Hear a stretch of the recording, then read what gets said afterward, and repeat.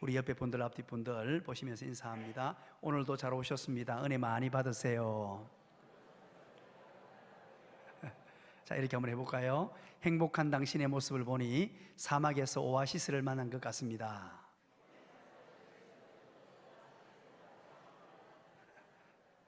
이제 여러분 인사하는 요령이 생겨가지고요, 끝에 것만 딱 하는 분이 계세요. 네, 좋습니다. 감사합니다. 우리 2차 대전 당시에 일본군 후방기지 병원 로데라는 의사가 있었습니다. 그는 미군 포로들을 데리고 인체 실험을 맡고 있는 그런 의사였습니다. 인간의 몸을 해부하고 난 이후에 오장육부, 즉 허파에 얼마를 잘라냈을 때 사람이 죽느냐, 이런 실험을 합니다. 간에 얼마를 남겼을 때 사람이 죽느냐, 정말로 잔인한 실험을 매일같이 계속하게 됩니다. 그러던 어느 날 이 로데라는 의사가 미쳐버립니다.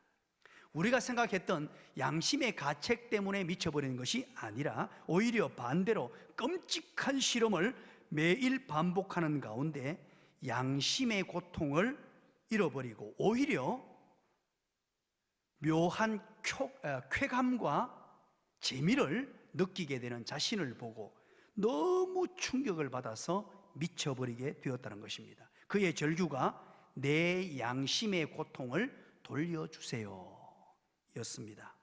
이것은 엔도 슈샤큐의 단편 바다와 독약이라는 책의 내용에 나오는 내용을 일부를 소개해드렸습니다. 여러분, 작가는 현대인들의 무관심의 질병을 책망하고 있습니다. 또 그런가 하면 생명의 소중함을 망각한 잔인한 인간성을 꾸짖고 있는 거죠. 문제는 우리 신앙생활에도 엔도 수샤쿠의 독약, 즉 무관심의 독약, 한 영혼의 소중함을 잃고 살아가는 독약이 있다는 것입니다. 신앙생활에서 정말 중요한 게 뭡니까? 저와 여러분이 믿음을 가지고 산다는 것에 중요한 것, 교회의 존재 목적은 또 무엇입니까? 그것은 바로 생명입니다. 생명의 소중함을 알고 한 영혼의 소중함을 알고 살아가는 것이 저와 여러분의 삶이어야 합니다. 그런데 어떤 환경, 어떤 여건, 어떤 조건 때문에 생명의 소중함을 잃어버리고 무감각하게 그렇게 살아갈 수 있다는 것입니다. 우리 예수님의 모습을 여러분 기억해 보시기 바랍니다. 예수님께서 사람을 보실 때, 무리를 보실 때, 또 수많은 사람이 운집해 있는 것을 보실 때 이렇게 말씀합니다. 불쌍히 여기셨다라고 말합니다. 이것은 마태마가 누가 요한복음에 12회 정도 반복되어 나올 정도로 굉장히 많이 나오는 표현입니다. 예수님께서 사람을 보시면서 불쌍히 여기셨다. 이것은 헬라어로 스프랑크니 조마이라는 단어입니다. 스프랑크니 조마이, 이것은 고통을 함께 나눈다라는 뜻인데요, 그 어원을 조사해 보면 사람의 내장이 뒤틀릴 정도로 움직인다라는 의미로서 불쌍히 여기는 마음이 너무 커서, 사람을 바라볼 때 불쌍히 여기는 마음이 너무 커서 내장이 뒤틀릴 정도의 아픔을 느낄 정도로 연민의 정을 느끼는 상태를 말합니다. 우리 예수님께서는 사람을 볼 때 내장이 뒤틀릴 정도로 불쌍히 여기고 긍휼히 여겼다는 것입니다. 오늘날 하나님의 백성들도 이 세상 사람들을 바라볼 때, 하나님을 모르고 예수 그리스도를 믿지 않고 사는 사람들을 바라볼 때 이런 스프랑크니 조마이, 불쌍히 여기는 마음이 필요하다는 것입니다. 마태복음 9장 36절 우리 한번 읽어볼까요? 마태복음 9장 36절입니다. 다 같이 읽습니다. 시작. 무리를 보시고 불쌍히 여기시며 이는 그들이 목자 없는 양과 같이 고생하며 기진함이라. 예수님께서는 사람들을 바라볼 때, 무리를 바라보실 때 늘 가졌던 생각이 불쌍히 여기는 마음입니다. 하나님의 택한 백성들이 가져야 될 마음입니다. 하나님을 모르고 예수 그리스도를 믿지 않고 살고 있는 저들을 향하여 불쌍히 여기는 마음. 왜냐하면 저들은 지옥 형벌을 받는 인생들이기 때문에 그렇습니다.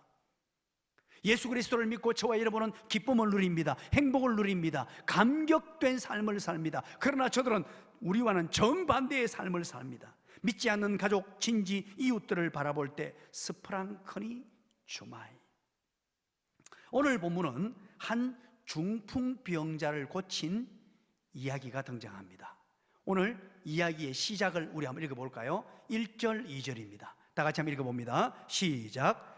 수일 후에 예수께서 다시 가버나움에 들어가시니 집에 계시다는 소문이 들린지라 많은 사람이 모여서 문 앞까지도 들어설 자리가 없게 되었는데 예수께서 그에게 도를 말씀하시더니 아멘. 예수님께서 갈릴리 회당을 순회하시면서 그곳에서 하나님의 말씀을 전하시고 전도하셨습니다. 그러는 가운데 가버나움에 도착해서 어느 한 집에 들어가셨다라고 말하죠. 그런데 이 소문이 삽시간에 번져가지고 어느 누구의 집인지는 모르겠습니다. 가버나움이라는 동네의 집입니다. 그곳에 사람들이 애워싸 모이기 시작했습니다. 수많은 사람들이 모였습니다. 거기에는 여러 가지 환자들, 병자들, 아픈 사람들, 예수님 만나면 병을 고친다, 예수님 만나면 회복된다라는 이야기를 들었던 사람들이 모여들기 시작했던 것이죠. 그러던 중에 많은 사람들의 시선을 끄는 한 사건이 일어납니다.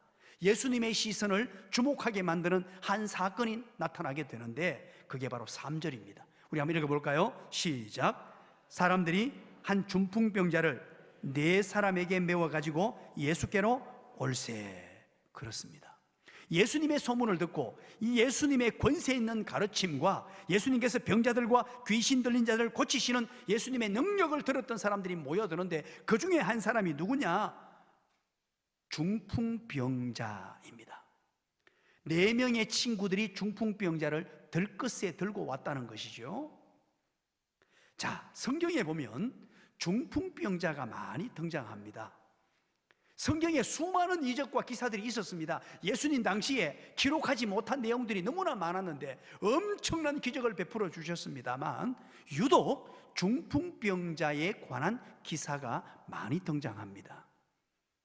그것은 왜일까요? 이 중풍병자는 어떤 치명적인 병이 아닙니다. 암처럼 치명적인 병도 아니고 또 한센시 병처럼 더러운 병도 아니고 콜레라처럼 급사한 병도 아닙니다. 다만 사람을 무기력하게 만드는 병입니다. 자기 혼자서로서는 마음대로 활동할 수 없으며 심한 경우에는 전적으로 남에게 의존할 수밖에 없는 병입니다. 그래서 이 중풍병자라는 의미가 뭐냐? 모든 인생들의 실상이라는 것입니다. 혼자이므로 무엇을 할 수 없는 존재라는 것입니다. 바로 타인의 도움을 필요로 하는 존재가 누구냐? 모든 우리 인생들이라는 것입니다. 더구나 인간은 스스로 예수 그리스도 앞에 나갈 수 없습니다. 하나님과 교제는 상상할 수도 없습니다. 오직 중보자 대신 예수 그리스도를 통해서만 하나님을 만날 수 있는 존재입니다.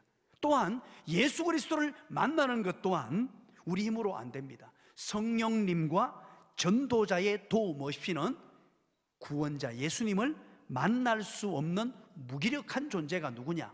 중풍병자와 같은 모든 인생이라는 것입니다. 이 모든 문제를 우리 인생들은 해결할 수 없습니다. 그래서 바로 전도로 예수 그리스도를 소개하며 생명의 길로 인도해주는 전도자의 도움이 반드시 필요하고요. 전도자의 도움이 있을 때 성령 하나님께서 전도자를 통해서 역사해 주시는 것입니다. 오늘날 영적인 눈을 떠서 주변 사람들을 보십시오. 저들은 자기 힘으로, 자기 스스로, 자기의 능력으로, 자기 스스로는 예수님 앞에 나올 수 없습니다. 마치 중풍병자와 같이 반신불수의 사람들이나 다름이 없는 이 세상 모든 사람들입니다. 그래서 영적인 눈을 떠서 영적 상태를 정확하게 진단할 수 있어야 됩니다. 그래서 4명의 친구가 필요합니다. 저와 여러분의 주변에 사는 모든 사람들, 예수 그리스도를 알지도 못하고 믿지도 못하고 허덕이며 사는 저들, 지옥 형벌을 받아 살아가는 저들에게 4명의 친구가 반드시 필요합니다. 전도는 그런 의미에서 하나님의 사랑과 은혜의 빛을 갚는 가장 좋은 길입니다.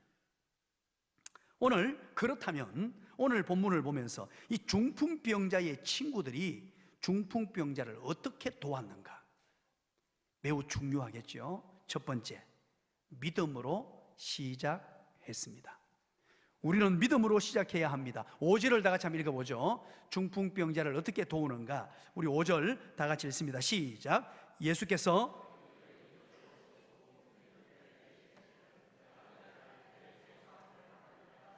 아멘. 예수께서 그들의 믿음을 보시고 라고 말합니다. 중풍병자가 깨끗이 치유되고 회복되는 은혜가 어디에서부터 시작되었느냐? 바로 그들의 믿음, 즉 내 친구의 믿음을 보셨다는 것입니다. 4명의 친구의 믿음이 뭘까요?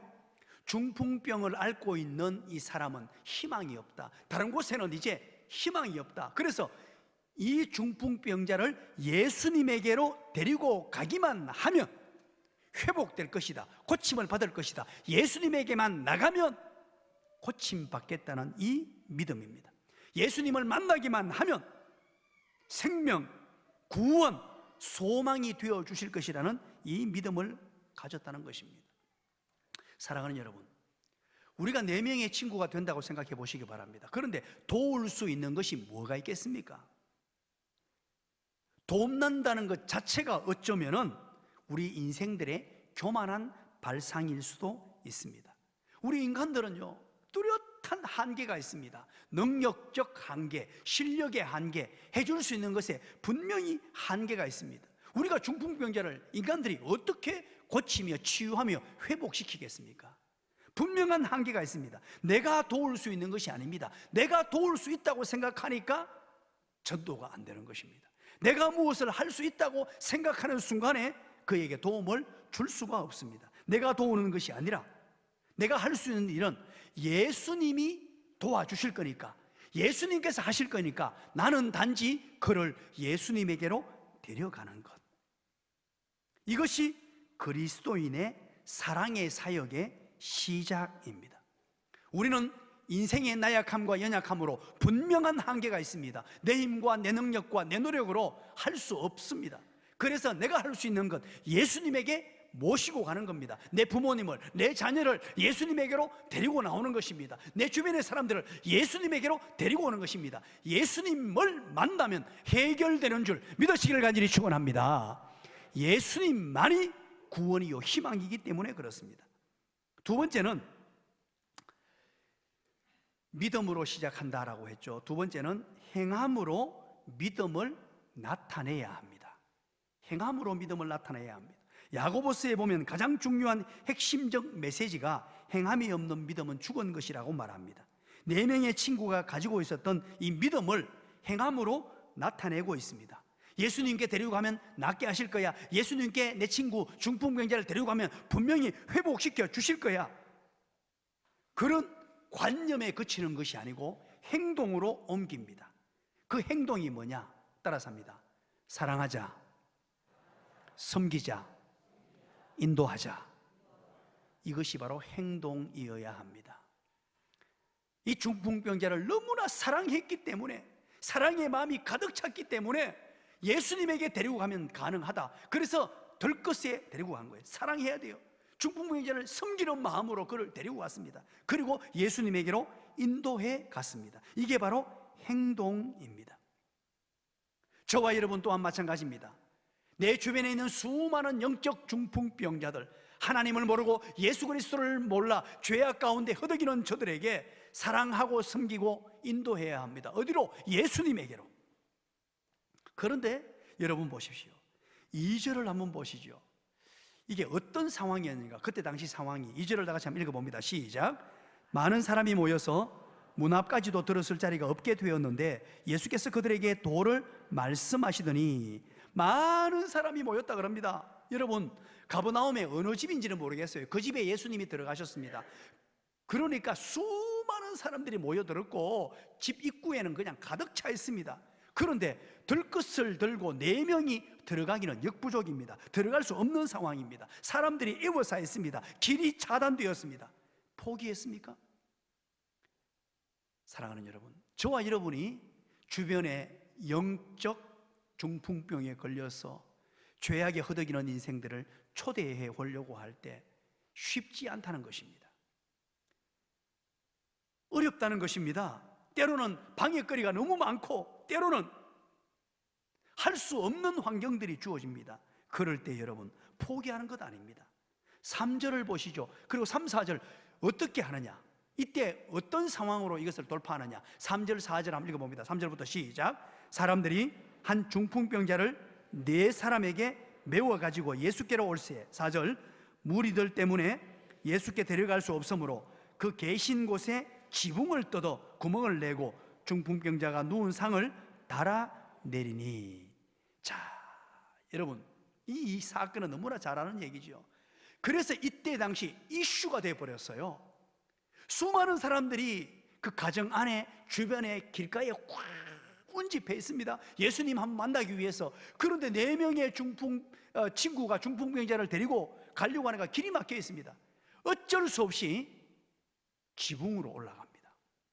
그리고 지붕을 뜯어서 지붕으로 내립니다. 자, 저는 이것을 묵상하면서 이렇게 한번 정의를 내려봤습니다. 여러분 한번 따라서 해주시기 바랍니다. 창의적인 행동, 창조적인 행동, 창의, 창조라는 말을 생각해 보았습니다. 여러분, 영적으로 중풍병자의 죄악에 허덕이어서 내 혼자 어쩔 수 없는 사람을 사랑하는 마음이 있고 그분이 예수님만 만나면 해결된다는 확신과 믿음이 있다면 이런 창의적인 행동, 창조적인 행동이 나오게 돼요. 방법이 있다는 것입니다.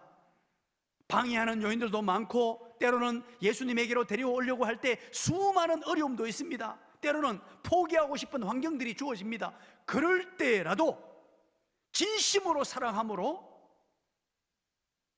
그 중풍병자를 살려주고 싶으면 이런 창의적인 행동, 새로운 아이디어가 나오게 됩니다. 여러분, 이 본문을 보면서 오해는 하지 마십시오. 우리나라 이 주택 문화 때문에 혹시 우리 교회처럼 이렇게 올라가서 이거 뜯어내리니까 또 뭡니까? 나무로 받아놓고 위에 또 뭐 이게 장치가 있고 이런 집이 아닙니다. 이 팔레스틴은요 굉장히 무더운 집이기 때문에 집을 조금 허술하게 지어요. 그래서 위에도 이렇게 짓는 게 아니고, 제가 손재주가 없습니다만 제가 뜯어도 뜯깁니다. 믿어주면 고맙겠어요. 누구나 할 수 있습니다. 그런 문화적 또 주택 환경입니다.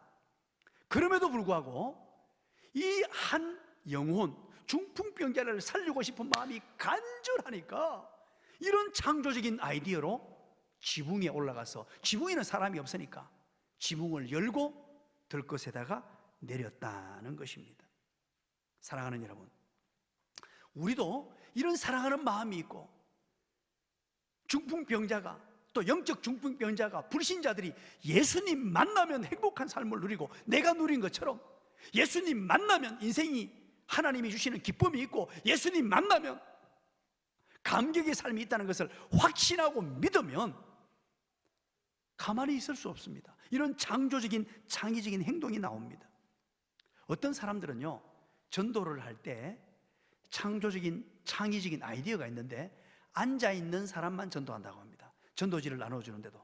왜냐니까 막 서가지고 걸어다니는 사람을 주면은 대부분은 바다가 던져버리고 내버리더라는 거예요. 바쁘게 일을 가기 때문에. 그러나 앉아있는 사람은 비교적 여유가 있기 때문에 앉아있는 사람에게 전도지를 주며 전도하는 이런 창의적인 사람도 있습니다. 또 어떤 사람은 전도하려고 이렇게 결심해서 전도자의 이름을 전부 코팅을 해가지고 성경책에 끼워두고 기도할 때마다 기도하면서 복음을 전하기도 합니다.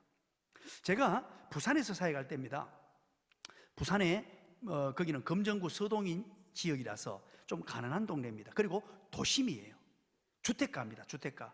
바로 교회 옆에 큰 길이 있고 그 바로 맞은편에 새마을 금고가 있고 슈퍼가 있고 식당이 있고 이발소가 있고 이렇게 쭉 된 거리입니다. 그곳에 교회가 있었어요. 그래서 여기에서 어떻게 교인들이 불신자를 향한 전도를 할까 하다가 토스트 전도를 시작했습니다. 토스트를 즉석에서 토스트 만드는 기기를 교회에서 만들었어요. 시장에 가서 사와서 만들어가지고 즉석에서 우리 성도들이 쫙 서서 토스트를 굽고 중간에 삽질을 넣고 그렇게 했습니다. 그래서 저는 처음에는 제가 배달을 갔습니다. 앞에 사매알 금고도 가고 옆집에도 가고 막 배달을 가다가 나중에는요, 이게 소문이 나니까 사람들이 미어 터지는 거예요. 천막을 쳐놓고 쭉 있는데 사람들이 어마어마하게 교회를 와서 줄을 서서 토스트를 받았습니다. 또 뭘 했느냐, 그 동네 가난한 지역이고 연세 드신 어른도 많고 이제 집에서 쉬는 분도 많아서 국수 전도를 했습니다. 교회에서 국수를 삶아서 대접을 했는데 11시 30분까지 오면 국수를 드렸어요. 이유가 뭘까요? 밥은 12시에, 국수는 12시에 먹었습니다. 11시 30분까지 오는 분에 한해서만 국수를 드렸습니다. 센스가 있는 분들은 눈치를 챘겠습니다만 11시 반에 예배당에 들어오게 하시고, 그리고 거기서 저하고 같이 놀았습니다. 제가 게임을 좀 잘 인도합니다. 막 게임을 막 칙칙폭폭하고 하나둘 하고 팡팡하고 어른들하고 노는 거예요. 놀면서 때로는 유행가도 한번 불렀어요. 어른들이 좋아하는 유행가도 부르고 그러면서 복음을 전한 거예요. 복음을 전하다가 이게 오래되니까 수백 명이 모이는 거예요. 목요일마다. 그게 뭐가 되느냐? 예배가 됐어요. 그리고 예배를 마치면 이제 앞에 문은 다 차단해버리고 본당에서 식당으로 내려가는 문만 개방해서 국수를 삶았는데, 이게 저는 국수가 나는 삶기가 쉬운 줄 알았어요. 그냥 뭐 물거리가 국수 삶으면 먹으면 되지 이렇게 생각했는데, 와, 이게요 적당하게 안 끓이면 퍼져버리가 안 되고, 이게 또 너무 빨리 건져도 안 되고 적당한 때에 쫄깃쫄깃하게 끓여야 되고 오래 놔두면 안 되고요. 그래서 사람 숫자를 봐가면서 물 온도를 높여가 넣어가지고 빼고 넣어가지고 빼고 우리 권사님들이 막 땀을 범벅으로 흘리면서 수백 명을 섬겼습니다. 그래서 제가 이제 국수는 잘 안 먹습니다. 너무 힘든 것 같아서. 우리 집 사람이 그래서 1년에 한두 차례 국수를 삶아주는데, 밥하는 것도 어렵겠지만 저는 국수하는 게 이렇게 어렵구나 하는 것을 생각하게 되었습니다. 여러분, 이런 창조적인 행함, 창의적인 행함, 중풍병에 걸려있는 사람을 사랑하고 섬기기를 원하며 예수님께로 인도하면 낫겠다는 확신을 가지게 되면 방법을 터득하게 되고 깨닫게 된다는 말입니다. 자, 그렇다면 여러분, 이 중풍병자가 어떻게 되었습니까? 4명의 중풍병자 친구가 믿음으로 시작했습니다. 그 믿음이 창의적인 행동으로 나오게 되었어요. 그래서 사랑하고 섬기고 그를 예수님께로 인도했습니다. 결과가 어떻게 했습니까? 먼저 죄 사함을 받았습니다. 첫 번째, 죄 사함을 받았습니다. 즉 구원을 얻었다는 것입니다. 자, 5절을 한번 볼까요? 5절 다 같이 한번 읽어봅니다. 5절 시작. 예수께서 그들의 믿음을 보시고 중풍병자에게 이르시되 작은 자야 내 죄 사함을 받았느니라 하시니. 아멘. 중풍병자에게 이르시되 내 죄 사함을 받았느니라. 예수님께서는 병을 고쳐주시는 것도 중요하게 여겼지만 우선이 뭐냐? 가장 근원적이고 근본적인 인간의 중요한 문제가 뭐냐? 죄라고 본 거예요. 그래서 죄 사함을 주시면서 구원을 주셨습니다. 사랑하는 여러분, 우리 인생에 있어서 병 고침보다, 육신의 병보다 더 중요한 근본적인 문제가 뭐냐? 그것은 바로 죄 사함입니다. 인간의 불행, 인간의 허무, 인간의 방황, 무엇 때문에 왔습니까? 인간의 죄 때문에 찾아온 거예요. 이 죄 사함의 은혜를 입고 죄 사함의 놀라운 은총을 입으면 구원함에 이르게 되니까. 예수님의 오신 목적이 뭡니까? 여러분, 예수님의 이름의 뜻은 또 뭡니까? 예수님이 오신 유일한 목적은 구원입니다. 구원. 예수님의 이름의 뜻도 구원입니다. 예수님의 탄생을 천사가 요셉과 마리아에게 말하는데 그때 뭐라고 말합니까? 아들을 낳으리니 그 이름을 예수라 하라 그러죠. 예수의 이름의 뜻은 구원입니다. 그가 자기 백성을 저희 죄에서 구원할 자이심이라 라고 밝혔습니다. 예수님의 오신 목적 또한 저희 죄에서 건지심으로 말미암아 구원해 주시는 것이었습니다. 그래서 예수님께서는 기꺼이 십자가를 짊어지신 거예요. 우리 인간의 근본적인 문제가 뭐냐? 중풍병보다 더 근본적인 문제가 뭐냐? 죄 문제입니다. 우리 예수님께서는 그 모든 것을 아시고 죄 문제를 해결해 주셨습니다. 죄 사함을 주셨어요. 그랬더니만 여러분 6절 한번 보시죠. 6절 7절 우리 다 같이 한번 읽어볼까요? 시작. 어떤 서기관들이 거기 앉아서 마음에 생각하기를 이 사람이 어찌 이렇게 말하는가? 신성 모독이로다. 오직 하나님 한 분 외에는 누가 능히 죄를 사하겠느냐? 어떤 서기관들이 얘기합니다. 서기관들이 아니 도대체 저 사람은 누군데 죄 사함을 얘기하느냐? 신성모독이다. 죄 사하는 분은 오직 하나님 한 분밖에 없는데 어떻게 저 젊은 청년이 죄를 사한다고 하느냐? 여러분 어떤 생각이 듭니까? 이 서기관의 말이 옳습니다. 죄를 사할 수 있는 분은 오직 하나님 한 분밖에 없습니다. 맞습니다. 그런데 한 가지 몰랐던 것이 있습니다. 따라서 합니다. 예수님은 하나님이시다. 이것을 몰랐던 거예요. 예수님이 하나님이세요. 예수님 그분이 죄사함에 놀라운 은총을 베풀어 주실 수 있는 분입니다. 그래서 그분만이 죄를 용서하실 수 있습니다. 예수님만이 우리 죄를 담당하셨습니다. 예수님만이 죄를 짊어지시고 우리 죄를 용서하시기 위하여 십자가를 짊어지시고 골고다 언덕길을 오르신 거예요. 마지막 한 가지입니다. 두 번째, 영적 필요를 채워주시고 죄사함의 권세를 우리에게 주시고 구원함을 얻게 하신 것, 거기에 머무르는 것이 아니고 육체적인 도움도 간과하지 않으셨습니다. 이 점이 중요합니다. 중풍병자에게 네 죄사함을 받았다, 이제 너는 천당 간다, 천국 간다 그러고 끝내지 않았습니다. 죄 문제를 해결해 주시고 11절 우리 한번 보시죠. 다 같이 읽어봅니다. 시작. 내가 네게 이르노니 아멘. 내가 네게 이르노니 예수님께서 중풍병자에게 말씀하십니다. 일어나 네 상을 가지고 집으로 가라. 일어나라고 하십니다. 육체적인 필요를 충족시켜 주시는 거죠. 12절 어떻게 결론 나는지 한번 읽어볼까요? 12절 시작. 그가 일어나 곧 상을 가지고 모든 사람 앞에서 나가거늘 그들이 다 놀라 하나님께 영광을 돌리며 이르되 우리가 이런 일을 도무지 보지 못하였다 하더라. 아멘. 그가 일어나 곧 상을 가지고 갔다는 것입니다. 예수님께서 그의 중풍병을 고쳐주셨다는 것입니다. 여러분 기억하십시오. 우리 예수님께서는 우리에게 전인적인 복을 주시기를 원하시는 분이에요. 먼저 영적인 복, 구원을 얻게 하시고 난 이후에 육체적인 복도 간과하지 않으십니다. 그런데 중요한 것은 우리가 영적인 복, 예수 믿는 복, 예수 잘 믿는 복을 제대로 받아 누리지 못하고 예수님을 제대로 못 믿고 때로는 방황하며 예수님과 멀어질 때 때로는 육체적인 필요를 차단시켜 버립니다. 때로는 건강에 이상이 생기기도 하십니다. 때로는 물질이 없어 어렵게도 만드십니다. 그것은 뭐냐? 우선적인 것이, 가장 중요한 것이 영혼의 복, 구원이기 때문에 그렇습니다. 구원의 복을 받고 하나님 말씀대로 잘 사는 자에게서는 하나님께서는 전인적인 복을 주시기를 원하신다는 것입니다. 오늘 이 자리에 참여한 모든 분들 영적인 복, 구원의 복을 받아 누리시고 예수 잘 믿는 하나님의 사람이 되어서 육적인 복도 받아 누리시는, 전인적인 복도 받아 누리시는 모든 하나님의 사람들 되시기를 주님의 이름으로 간절히 축원합니다. 말씀의 결론을 맺습니다. 우리는 VIP로삼 미션을 오늘부터 출발했습니다. 50일간의 대장정입니다.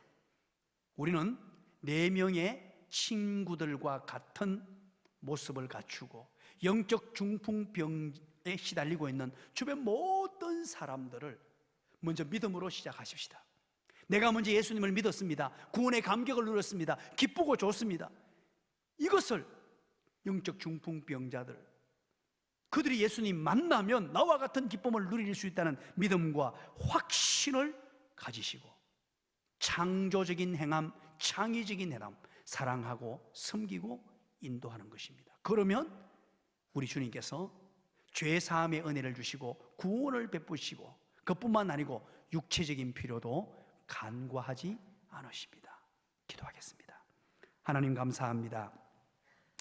오늘 주신 말씀을 따라 주변의 영적 중풍병자들 한 분 한 분을 놓치지 말고 4명의 친구들처럼 저들을 믿음으로 시작하여 사랑의 행동으로 사랑하며 섬기며 인도하게 하시고, 그래서 궁극적으로 저들이 예수님 앞에 나와 죄사함의 은총을 누리고 하나님이 주시는 전인적인 복을 받는 데까지 나아갈 수 있는 은혜를 경험할 수 있도록 인도하여 주시옵소서. 예수님 이름으로 기도드리옵나이다. 아멘.